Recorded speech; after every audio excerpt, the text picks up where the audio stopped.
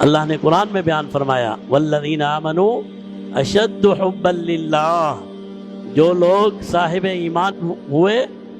جنہوں نے ایمان قبول کیا، اشد حبا للہ، وہ سب سے زیادہ اللہ سے محبت کرتے ہیں۔ اللہ کے علاوہ کسی چیز کی محبت